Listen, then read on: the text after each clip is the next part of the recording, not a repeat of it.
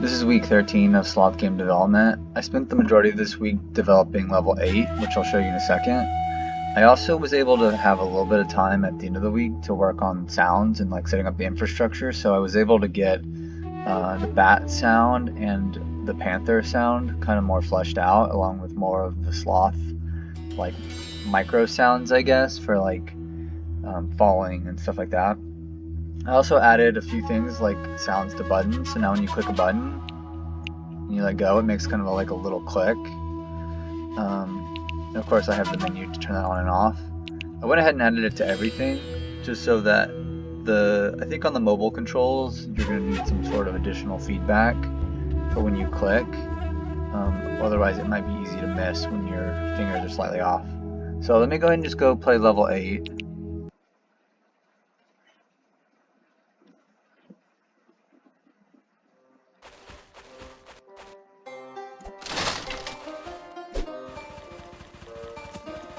And of course, I'm just going to go straight to the solution because I've already beaten this, obviously.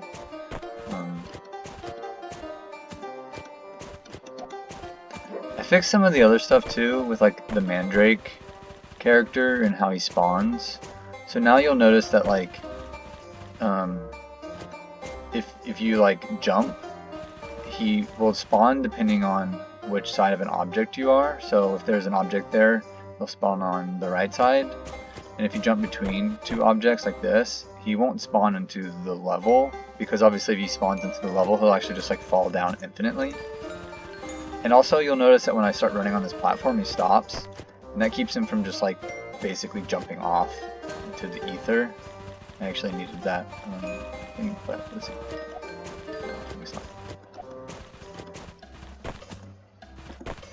I also fixed how he like interacts with portals.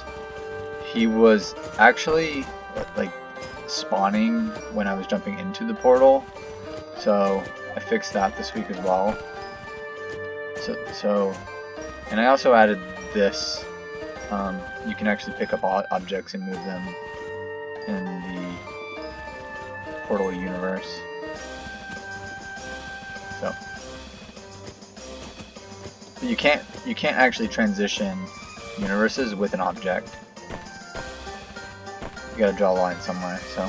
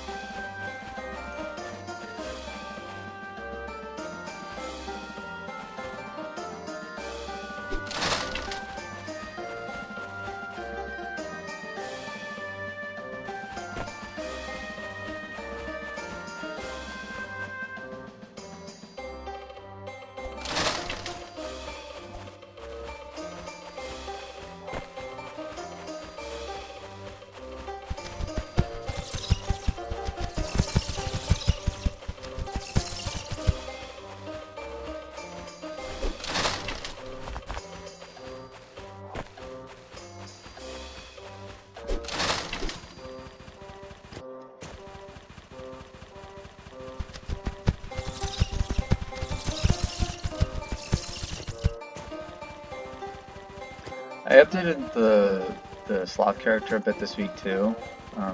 Mostly just like where some of the colliders were overlapping on the 8-bit sloth. He was getting stuck on the corners of objects, and I think actually the main problem I had was my ground checkbox wasn't as wide as my collider, so there was actually a point in time where my zero friction collider and my sloth touching the ground collider would make a little crevice, and then when you jump, you would land in that little crevice, and then you wouldn't be considered grounded, so you wouldn't be able to run. You would just be like falling essentially.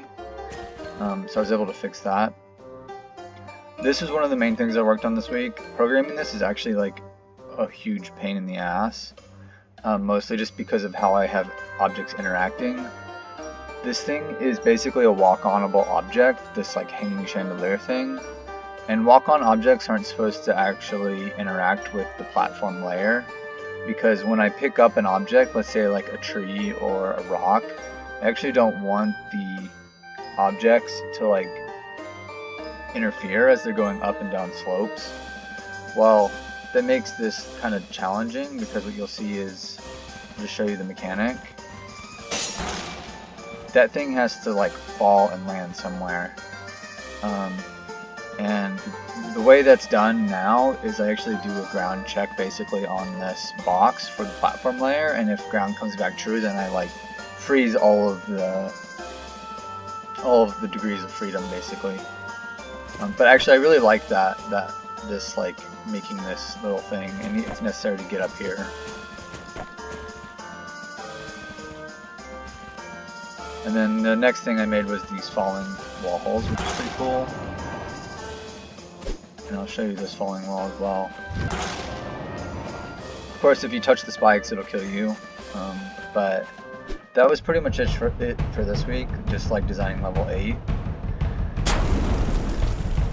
I really struggle with what to do next week. I mean, I really want to like keep like finishing these levels. And like I said, my original goal was 14. I have 8 done. So I think level 9 is going to be basically like a boss level, and I've been using these assets from this one single person, and they're all like matching and really well animated. So I want to keep using his animals. So the only real animal left that's like an enemy is like a bear. So I thought about making a chase scene, and I may need to update level 8 a little bit just so it makes sense. Maybe I can put a bear inside of the cage or something. Anyways, I think that's like getting into more of like the polishing step of the game. So I'm between doing that and doing more of the sound. I found the sound like really tedious to do in general and just like not very fun for me, but actually adding it has made the game feel a lot more like a game, of course. I think I'm going to spend like half the week basically doing both, I guess, if I want to split the difference.